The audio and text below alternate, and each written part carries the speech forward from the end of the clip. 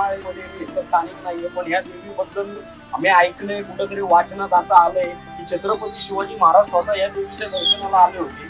जेव्हा त्यांना गुडघ्याचा त्रास होता तेव्हा या देवीला छत्रपती शिवाजी महाराज स्वतः येऊन दर्शन घेतलं आणि देवीने त्यांच्या आशीर्वादाने त्यांचा गुडघ्याचा आजार हा नाहीसा केला. अशी जुनी आख्यायिका, जुना इतिहास आहे.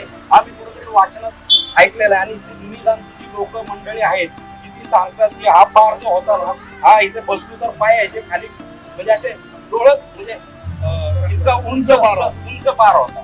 तर जवळजवळ या मंदिराला 300-350 वर्ष झालेले.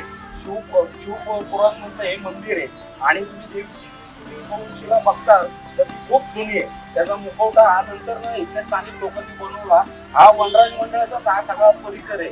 शाहूपुऱ्यामध्ये हे मंदिर मोडतं आणि आता ज्या दादानी कोणी व्हिडिओ व्हायरल केलाय तर इथे खूप भक्तांची संख्या वाढलेली आहे. पण थोडस त्याच्यामध्ये लोकेशनचं कुठंतरी थोडस ते पुढचं दाखवतंय. थोडस अलीकडे वनराज मंडळाचा जो उभा गणपती आहे त्याच्या समोरचं लोकेशन तुमच्या मीडियाच्या माध्यमातून या वडाच्या झाडाखाली हे मंदिर बसलेलं आहे. तर तुमच्या मीडियाच्या माध्यमातून मी विनंती करतो की तुम्ही पुरातत्व खात्यामध्ये हे मंदिराची नोंद झाली पाहिजे अशी आमच्या स्थानिक लोकांची इच्छा आहे.